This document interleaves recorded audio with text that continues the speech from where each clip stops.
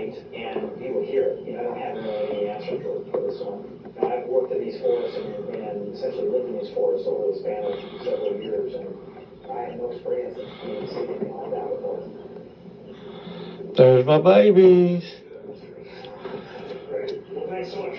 We learned a lot during our road investigation. For starters, evidence indicate the background. We also captured evidence. Check that out. Eyewitness descriptions and couldn't be explained away by scientists we interviewed.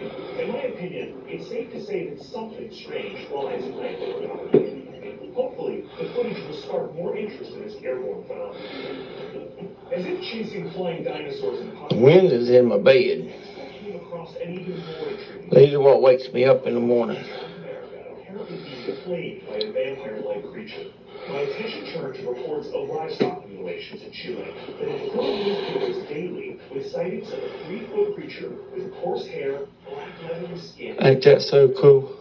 The witnesses claim it kills their livestock by draining their blood through a single puncture wound in the neck. That's how the creature got its name, El Chupacabra, meaning Steve.